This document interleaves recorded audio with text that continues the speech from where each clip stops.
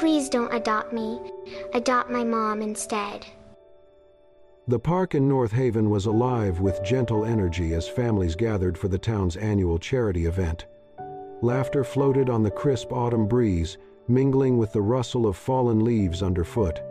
Tables were lined with toys and clothes for children in need, while volunteers moved between booths with practiced cheer. Among them stood Jackson Whitmore, a billionaire whose name few recognized here. He had chosen not to be introduced, not to speak. He watched from a quiet spot near the trees, his tailored coat catching the light, his hands in his pockets. There was a stillness in his expression, a man more used to observing than being seen. Not far away, Elara Monroe, 27, gently pushed a small wheelchair along the uneven pathway. Her golden, wavy hair framed a face marked by quiet resilience, and her eyes, though tired, remained attentive to every need of the child before her. Lila, her 4-year-old daughter, wore a pink dress, her legs motionless but her spirit alert. Her hair was tied into 2 neat ponytails. From her chair, she studied the world carefully, especially the tall man standing under the trees. Elara knelt beside her. "Do you want to go see the balloons, sweetheart?" But Lila was staring at someone else. Jackson had just crouched to help a boy pick up his dropped juice box. Lila watched him, blinking. There was something in the way he moved, gentle, unhurried, real. A volunteer passing by noticed her gaze. Smiling, she leaned closer and said playfully, "Would you like that nice man to adopt you? He looks like he'd be a great dad." A few people around chuckled softly. Elara gave a tight smile and opened her mouth to redirect the moment. But Lila spoke first. She turned her head, looked at the volunteer, then at Jackson, then finally up at her mother. Her expression was serious, composed in a way that made Elara freeze. And then, clearly and calmly, she said, "Please don't adopt me. Adopt my mom instead." The laughter vanished. All sound seemed to fade, leaving a stunned stillness in its place. Several heads turned. The air tightened with surprise and confusion. Jackson straightened slowly, caught off guard. He looked down at the small girl who had just said something no one knew how to respond to. Elara's heart slammed in her chest, her cheeks flushed with heat. "Lila," she whispered, reaching for her daughter's hand, unsure whether to hush or hold her. But Lila remained still. She had not spoken from impulse. She had watched her mother cry quietly behind closed doors, watched her struggle with shopping bags, with wheelchairs, with hope. She had asked why other kids had 2 parents, and why her mom always looked away when people talked about family. She had heard Elara whisper apologies she did not understand but never forgot. So, when she saw Jackson, kind eyes, calm presence, no pity, something stirred in her. In her young mind, adoption was not about papers or custody. It meant a safe place. It meant someone choosing you, loving you, staying. And if someone deserved that more than anyone, it was her mom. She had decided. Jackson slowly walked over and crouched again, lowering himself until he was eye level with her. His eyes, usually unreadable, now held something raw. He gently placed his hand over hers where it rested on the armrest. "That's the bravest thing I've ever heard," he said, his voice low, moved. Elara stood frozen. She could barely meet his eyes. Her throat tightened. There were no words. Around them, people watched, not with judgment, but awe. No one expected such a small voice to carry so much truth. Jackson looked back at Lila and smiled, a little slower this time, a different smile, one that meant something had shifted. In his chest, something long dormant stirred awake. It was not just admiration, or pity, or curiosity. It was the beginning of a realization that sometimes the simplest words, spoken by the smallest voices, could unlock a door you never knew existed. And so, with one sentence, a child had planted the first seed of change in a man who thought he had already lived enough to never be surprised again. Before the pink dress and the small wheelchair, before North Haven and late autumn charity events, Elara Monroe had a different life, one filled with motion, music, and dreams. At 23, she was on the cusp of becoming a professional ballerina, having earned a hard-won scholarship to one of Chicago's most prestigious arts academies. Her instructors called her a natural. Her peers admired her grace. Her future looked bright, a life aimed at center stage. She always wore her long, softly curled blonde hair in a bun during rehearsals, her eyes focused, her heart pulsing with every note. The stage was the only place she felt truly alive. Then everything changed. Just weeks before a major audition that could launch her career, she found out she was pregnant.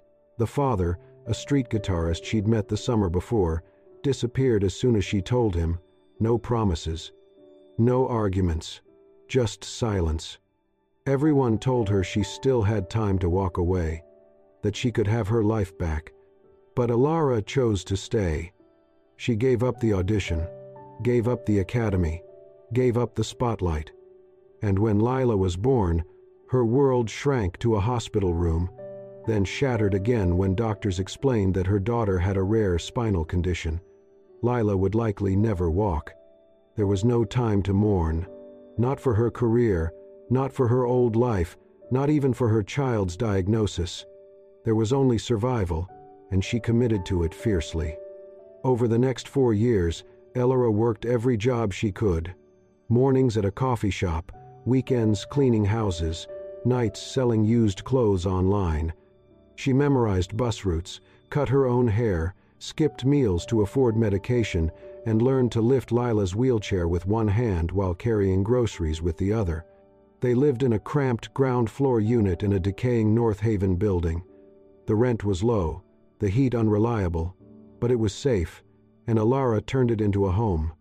She stayed neat, even when tired beyond words. Her golden hair was always combed, her clothes plain but clean.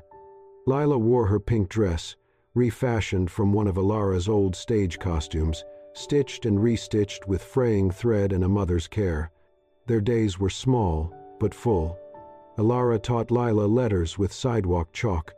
At night, she read fairy tales aloud, giving each character its own voice, delighted by Lila's laughter. Her daughter loved stories where queens didn't need rescuing, and where magic came from inside the heart. But even the strongest love bends under pressure. One winter night, after a double shift and a long walk through snow, Elara sat at the kitchen table holding a letter from a non-profit she had hoped would help with Lila's next round of physical therapy. The answer was no. Missing paperwork, insufficient eligibility, maybe next year. She didn't cry at first. She just sat there, hands trembling, eyes unfocused. Later, curled together on their thin floor mattress, Lila stirred and whispered, "Mommy, am I a burden?" Elara froze. Then her heart cracked open. She pulled Lila into her arms and held her tightly, tighter than ever before, as if her embrace could shield them from every cruel thing in the world. Tears slipped down her cheeks as she whispered, "No, baby, never. You are why I wake up, why I fight. You are not my burden. You are my reason." Lila didn't speak again. She nestled into her mother's chest, tiny fingers fisting gently into her shirt. And for a moment, despite everything, the world felt just a little lighter. That night, in the quiet of a one-room apartment with peeling paint and flickering light, there was something stronger than struggle, stronger than fear. There was love. And Elara, though exhausted and uncertain, held on to the only truth that had never wavered.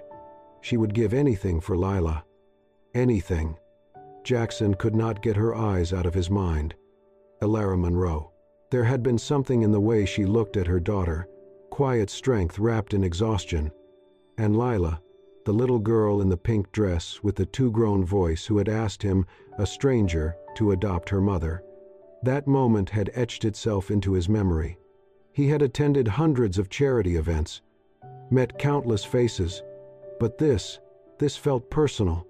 A few days later, unable to shake the image from his mind, Jackson asked his assistant to quietly gather background on Ilara and Lila. Nothing invasive, just the basics. The report was brief. A single mother, ground floor apartment in one of the oldest buildings in North Haven, one of Jackson's own properties, slated for redevelopment. No debts, no legal issues, no complaints, just a woman juggling 3 part-time jobs, raising a disabled daughter alone, always paying rent on time. Jackson stared at the page for a long while. It wasn't what the report said, it was what it didn't say. It didn't speak of how often she probably cried in silence. It didn't say how tired she must be, or how lonely. It couldn't measure what it took to keep showing up for life with grace when everything inside wanted to collapse. But somehow, he felt it all. One afternoon, under the pretense of reviewing site plans, Jackson visited the building. He stayed back until he spotted Ilara climbing the crooked staircase, a laundry basket in her arms. Her foot slipped, the basket tipped. Without thinking, Jackson stepped forward and caught her elbow, steadying her with one hand as socks and towels scattered. "Careful," he said with a faint smile. "This staircase might be the next thing to fall apart." Ilara flushed as she realized who he was. Thank you. I didn't know." "That I'm the landlord?" he finished gently, releasing her arm. "Yeah, most people don't. I should have fixed these stairs months ago." She nodded, unsure what to say. He knelt, gathered the spilled laundry, handed her the basket, then he left, no fanfare. A few days later, he returned with a small box of cookies and a children's storybook. He knocked lightly. Lila opened the door with wide eyes and a delighted grin. He sat cross-legged on the floor as Lila chattered on about a magical forest, a talking squirrel, and how her mother used to be a real princess who lost her crown when Lila was born. Jackson smiled, listening. Ilara hovered in the doorway, quiet and guarded. He made no grand gestures, no promises, just kept showing up, with fruit, puzzles, a small coloring book. Never too much, never pity, only presence. One evening, while folding dish towels nearby, Ilara paused as Lila softly asked, "Mom, do you miss dancing?" Ilara stilled. "I do," she said gently, "but no one needs to see me dance anymore, sweetheart." Jackson didn't speak, but her words clung to him. The next week, something quietly changed in the neighborhood park. A wooden platform appeared beside the playground. A mirror leaned against one post. Fairy lights strung overhead. A painted sign read, "For those who still remember how to dance." Ilara noticed it while pushing Lila on the swings. A group of little girls played on the new platform, spinning, giggling, trying to mimic ballet moves. Some were from the weekend dance group she taught for free. One mother called out, "Miss Ilara, show them how it's done." She laughed awkwardly. No, I couldn't." But then music flowed through the park speakers. A soft classical melody, familiar, one she had danced to once, years ago. Something shifted. She stepped forward, one foot on the platform, then the other. Her shoulders rolled back, her arms lifted, her body remembered. She moved, light as breath, elegant, effortless, like she'd never stopped. Jackson watched from a distance, hands in his pockets. He didn't approach, didn't take credit. He only smiled. He hadn't given her a stage. He had given her back a piece of herself. Jackson kept showing up. Not with grand gestures, but in quiet, steady ways, like morning sun through an old curtain or the warmth of tea on a cold afternoon. He brought books for Lila, puzzles, stories, and once, a balloon animal that made her laugh so hard she nearly tipped out of her wheelchair. Ilara watched him with cautious eyes. Every smile, every small gift tightened something inside her. Kindness without expectation was unfamiliar. She worried. Not for herself, but for Lila. What if Jackson disappeared? What if this comfort faded like all the others? What if her daughter started hoping for a family that was never going to be real? So she kept a polite distance, thankful but guarded. Jackson never pressed. He seemed to understand the unspoken boundaries. He asked about Lila's therapy, not about Alara's past. He complimented her soup, not her sadness. And he listened, really listened. When she spoke, one rainy afternoon, thunder murmured low in the distance as Jackson arrived, holding a small umbrella and a book. The rain kept them on the covered porch of Alara's unit. Lila curled up under a blanket and fell asleep in her mother's lap. Alara poured ginger tea into chipped mugs, her hand slightly trembling as she passed his cup. They sat side by side in silence, watching the rain bead down the railings. Then Jackson said quietly, "I used to think losing my mom was just a sad part of my past, but lately, I wonder if that was when I stopped really living." Alara turned her head. He was not the polished businessman in that moment, not the billionaire, just a boy who had needed someone and never got them. After a beat, Alara spoke. "The night I left the stage, I sat in my dressing room for hours. I didn't cry. I stared at my shoes. They were clean, ready to perform, but I knew they'd never dance again." Jackson looked at her. "I don't regret it," she added. "Not when I see Lila's face. The day she was born, she looked at me like I was her whole world. That's when I knew I had to be the ground she stood on, even if she couldn't walk."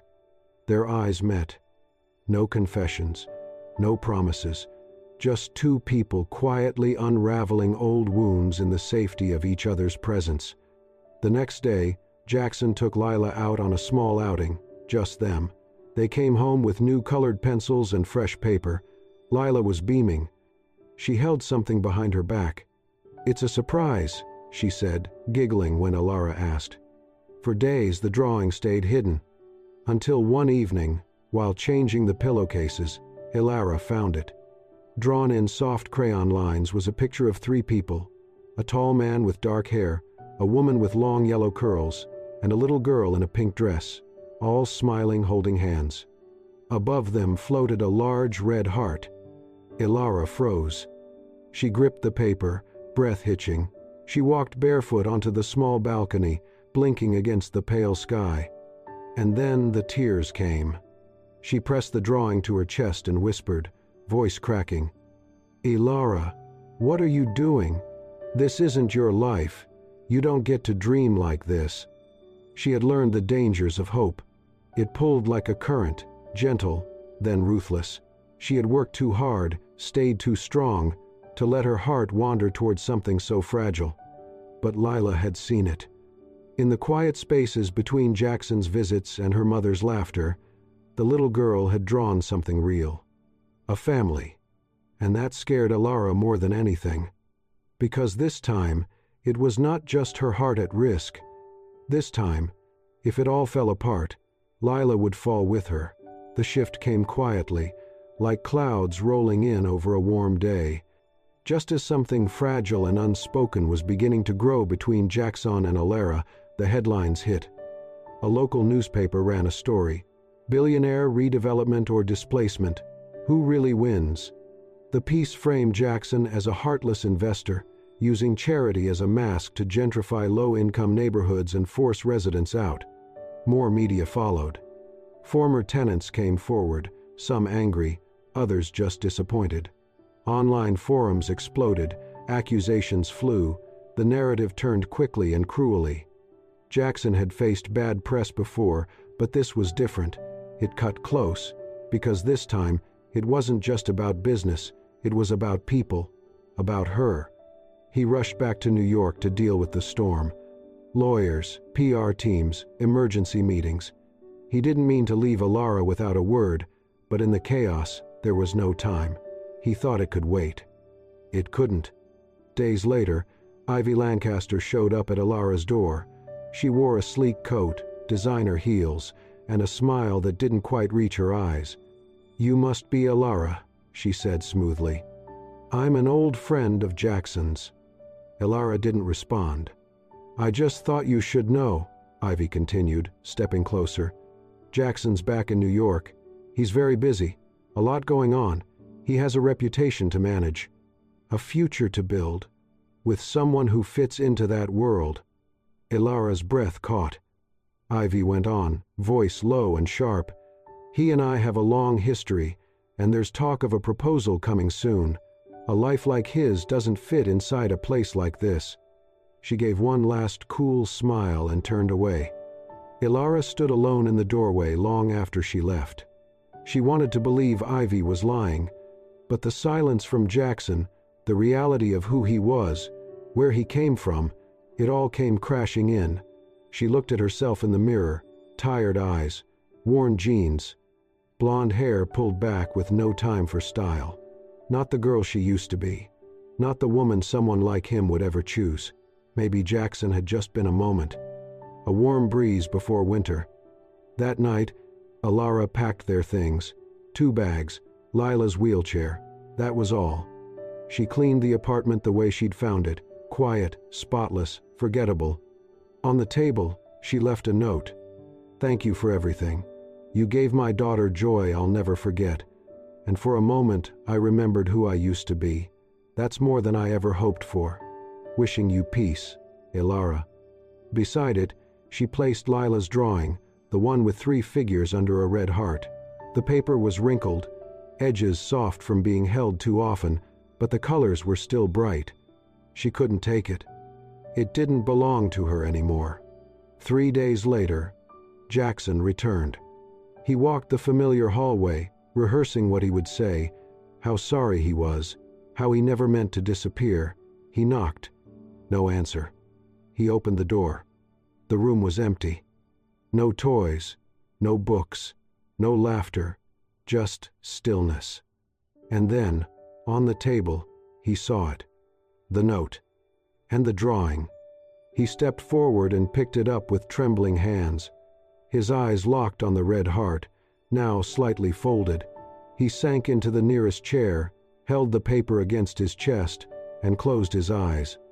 There were no cameras, no audience, just one man, alone in a room filled with absence, holding a crayon sketch like it might stop him from breaking. And in that silence, Jackson Whitmore finally understood what it meant to lose something money could never replace. Back in New York, the boardroom was tense. Jackson stood at the head of the long table, surrounded by executives, attorneys, and consultants, all waiting for him to reconsider. The offer on the table was monumental. A luxury redevelopment deal in Miami worth tens of millions. A flagship opportunity. The kind of project that elevated legacies and opened political doors. He closed the folder in front of him. "I'm not taking it," he said simply. The room fell silent. Then came the barrage, questions, objections, frustration. But Jackson did not flinch. He had already made his decision. "I'm putting everything behind North Haven. We finish the project, all of it, not as a showcase, not as PR, as a new kind of model, one that actually leaves people better than we found them." "You're risking everything for sentiment," one board member snapped. "No," Jackson replied. "I'm risking everything for something I can live with." He left the meeting with his phone already in hand, calling contacts, reassigning funds, rerouting manpower. But none of it mattered as much as what he had to do next. Find Ilara. For weeks, he searched. Quietly, respectfully. He knew better than to show up with press or ask favors from power. So he reached out to nonprofits, local schools, community centers, any place that might host a ballet class or a women's outreach program. And then, one Tuesday morning, he found it. A modest community hall on the edge of a tired suburb. No name on the building, just laughter echoing from within and the faint sound of classical piano music from a speaker. Through the window, he saw a group of young girls practicing simple movements, wobbly but eager. At the far end of the room, Ilara knelt next to a little girl, gently adjusting the position of her feet. Her blonde hair was pulled back into a soft bun, loose strands falling around her face. She looked different, not in a glamorous way, in a fuller way, like someone who had come back to life. And then she looked up. Her eyes met his. For a long moment, neither moved. No smile, no greeting, just stillness, recognition, pain, surprise. Jackson stepped through the door. The music faded to a stop. The children went quiet, sensing something sacred in the air. He walked past them slowly, his gaze never leaving Alara's. But he did not go to her.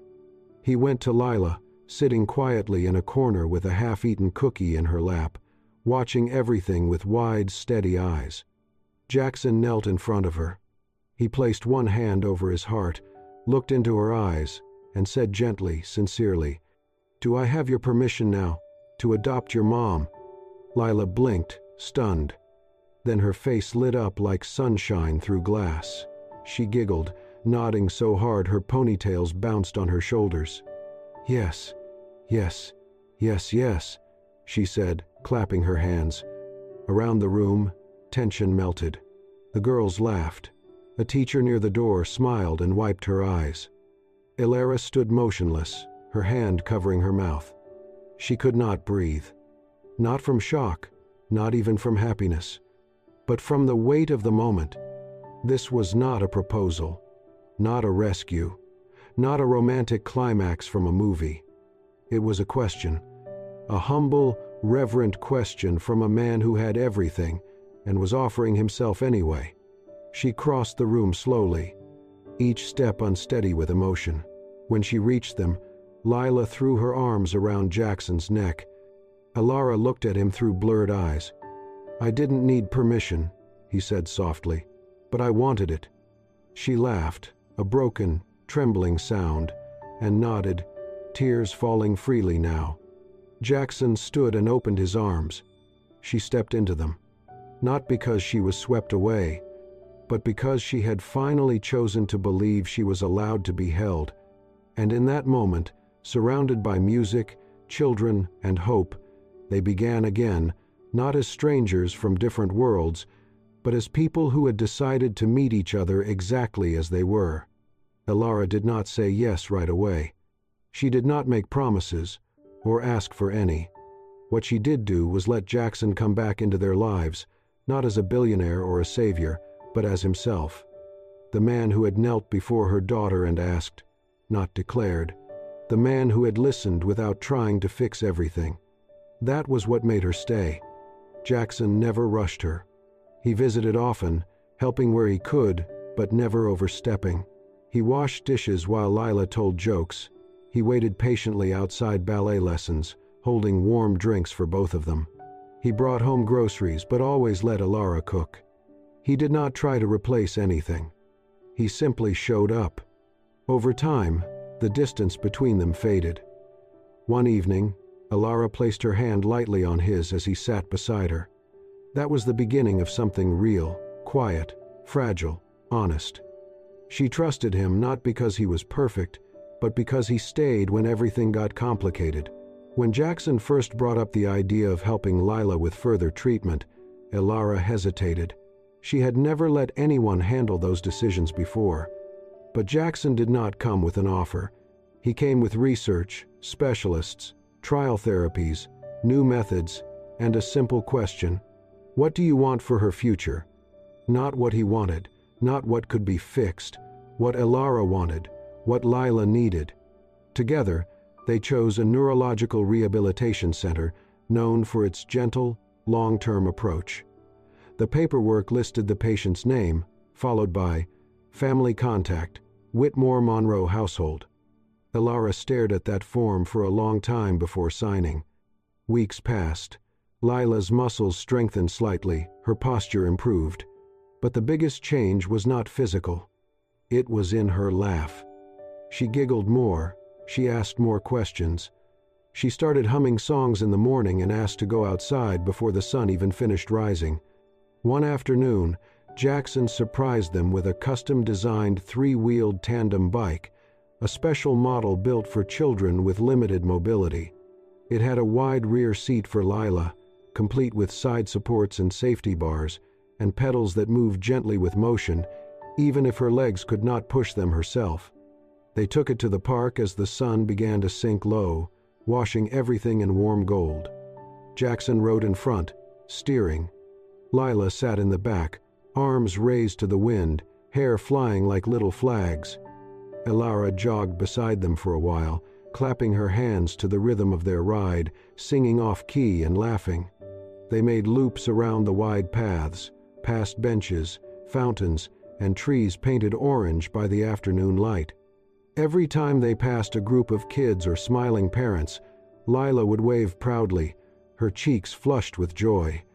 Then, as they coasted to a gentle stop near a patch of wildflowers, Lila leaned back, eyes shining. She shouted to no one in particular, "My family is the best family in the world." Jackson turned, grinning over his shoulder. Elara froze for half a second, her heart suddenly too full to hold still. There was no miracle in that moment. Lila still could not walk. Elara's bank account was still modest. Jackson still had headlines to fight and reputations to rebuild. But none of that mattered. Because healing had come, not in the form of a cure, but in laughter that rang out without fear, in shared meals and soft morning silences, in the way Elara now let herself lean slightly into his shoulder as they watched Lila play. Love, they had learned, was not perfect. It was presence. It was staying. And it was learning to believe, together, that joy could be real, even if life was not easy. The breeze that morning carried salt, sunlight, and something softer, like the quiet hope of a new beginning. On the shores of North Haven, rows of white folding chairs faced the sea. There was no elaborate arch, no velvet aisle runner, no gilded decor. Only wildflowers tucked into driftwood, and the sound of waves folding gently onto sand. The guest list was small. Most of them were familiar faces, residents from the old neighborhood, fellow single mothers who had once shared long, tired nights with Elara in the laundry room, and bright-eyed children who had learned to twirl under her patient gaze. They brought potluck dishes, handmade cards, and tears that brimmed before the ceremony even began. Jackson waited at the front in a sand-colored suit, no tie, shoes off. His eyes never left the winding path from the beach house. Then he saw her, Elara, in a simple white dress that caught the wind like a sail. Her golden hair was loose, grazing her shoulders in soft waves. Her smile was quiet, radiant, like a woman who had stopped trying to be anything other than completely herself. She did not carry a bouquet. Instead, she held Lila's hand. And Lila wore a pink flower girl dress, dotted with tiny embroidered stars. At her waist, a pale ribbon floated behind her like wings. But it was not the dress that made the guests gasp. It was the sight of her walking. Just a few steps, assisted by a custom-designed support frame strapped gently around her legs and back. But they were her steps, slow, brave, and deliberate. Each foot pressed into the sand with quiet determination. The crowd instinctively stood. A few people clapped through their tears. Someone whispered a prayer. Lila grinned, wide as the sea behind her, and whispered to her mom, "I want to walk to him." Elara nodded through the tears. And Lila did. When she reached Jackson, he dropped to his knees to steady her, arms wide open. "You made it," he said, voice shaking. "I'm your flower girl," she whispered proudly. He scooped her into a hug, lifting her into the air, spinning once as the crowd erupted in applause. The ceremony was short. They spoke their vows barefoot on the sand, voices steady despite everything their hearts carried. And when it was time for the rings, Jackson held Elara's hand in one and reached for Lila with the other. He looked between them, then said, "I didn't just adopt your mom. I adopted the two brightest lights of my life." Elara choked on a sob. Lila clapped her hands. And the crowd, those who had seen them fall, rise, and build, stood together and wept openly, not from sadness, but from something deeper, hope. In the distance, gulls called over the water. The sun warmed their backs. The wind picked up the scent of salt and cake and children's laughter. No, this was not a perfect love story. But it was a real one, built on quiet bravery, chosen joy, and the belief that family is not born, it is made. And here, on this quiet shore, a new family began.